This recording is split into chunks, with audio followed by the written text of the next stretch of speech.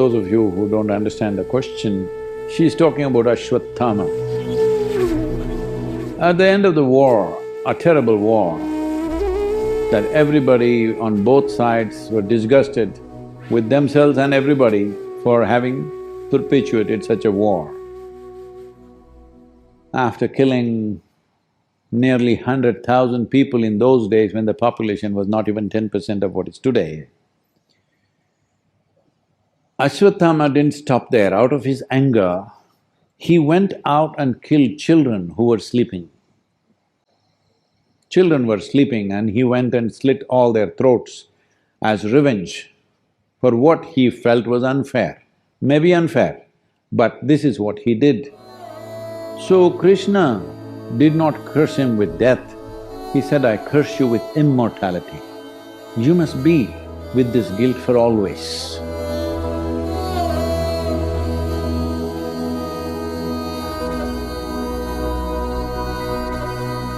So what is the consequence of that? I think they're all… Ashwatthama is manifesting in United States, killing all the children in schools.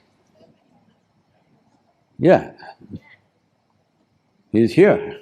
Otherwise, why do you want to walk into your school and kill children of all the people? You could at least choose grown-ups. I'm not saying it's better, but I'm saying it's… this is a manifestation of Ashwatthama. Because you're angry with something, you go and kill children who are sleeping. So, this is something you need to understand. Because the moment you have little money and comfort, you want to live forever. But that's the worst thing that can ever happen to you, that you cannot die. Hello? I want you to just imagine, you're sitting here after 1,000,000 years, I'm gone, everybody's gone, but you're still sitting here. It's the worst thing, isn't it? You also die in time. Maybe you want to die after me, I agree, but you also die one day is a good thing. You cannot die, it's a terrible thing, isn't it? So he cursed him with the most terrible thing. He said, you must always live this guilt. So you need to understand when Krishna speaks even about himself, when he says me, he's not talking about him as a person, he's talking about him as a quality, him as a consciousness. So when he cursed Ashwatthama also, he means the same thing. It's not that that guy is going to live forever. Says, those who do this kind of an act out of something that you're angry about, resentful about, you go and children who are sleeping, you go and kill children who are sleeping. Such people must suffer always, because there are many things among human beings. When a war happens, you kill. It should not happen, he tried everything possible to see that it doesn't happen. Once it happened, he said, better fight. You can't go to the battlefield and say, I won't fight. You should not go to battlefield. Once you go there, you got to fight. So he said, fight. They fought, everybody killed each other, so many people died. Great heroes fell, good people died, bad people died, all kinds of people died. When it's over, you go and kill children. Such a man should suffer for always, that is the curse. Because there are some things which are not good, but you still do because you're caught in situations. This is after the situation is over, because you've lost. If you had won the war, you wouldn't have done it. Because you lost the war and you're full of resentment, you go and kill the children. That's not… that you must suffer for always. The immortality is not for the man, but for the suffering that it causes within you. You may do it, you may take another life, but you go through enormous amount of suffering. That must continue for you always, that's what he's saying. Because this is the nature of life. There are many things we can do, but if you unscrew certain things, then important things will collapse. That's what he's trying to say. See, all of us have fought the battle, we've killed, we've done many things, we've cheated each other a little bit, done all kinds of things.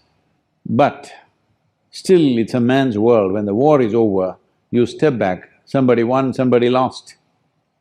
Step back from that because it's over. No, now I go in the night and kill the children, your children who are sleeping. They were not protected because nobody imagined somebody will come and kill children in their sleep. Otherwise, they would have put soldiers around. They did not put because they thought, who will kill the children? War is over. So, if you become overly resentful, overly suspicious, you will end up doing such things. This happened. An American person went to Moscow. Can I say this joke or no? An American person went to Moscow. Because you watch so many Hollywood movies, Moscow means when you get off the airport, KGB will be following you right, left, center, everywhere agents standing and glaring at you, you know, because your whole psyche is from the Hollywood. Somebody is reading a newspaper and he looks up at you. Everything is suspicious. The taxi driver is an agent, everybody is an agent. So with this psyche, he went to Moscow, landed and being suspicious of everything, then he went to his hotel room, then he looked all around, maybe it's all bugged, you know. So he opened like usually what James Bond does, he opened the microphone of the phone, pulled out everything, then here, there, everywhere he searched the light bulbs, this, that, fire alarms, everything he checked for bugs and everything. When he found nothing, he thought somewhere it must be there. And then he crawled under the bed. There he saw a big metal plate screwed with 8 screws. Ah, this is it, I got it. And he pulled out his Swiss Army knife. He just with great difficulty, he unscrewed this. It took some time. He unscrewed all this and took the metal plate and threw it out of the window. Within a few minutes, he heard enormous commotion in front of the hotel. Ambulances, police cars and this and that, pam, boom, boom, everything happening. He went down to see what a huge number of cars and ambulances, everything. Then he picked up the phone and called the reception. What's happening in the hotel? Is there a fire? Is there something? Is there a bomb? He said, no, on the 4th floor the chandelier crashed. People were having dinner and it crashed on them.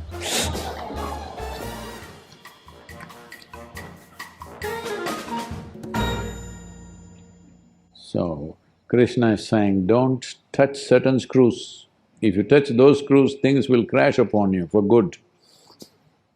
So he is not giving a relief to Ashwatthama. For all others who fought against him, who did terrible things in their lives, he said, okay, as a man, you got angry, you got hateful, you did something. All right, there's a way for you. But he said, for this guy, there is no way, he has to live it forever.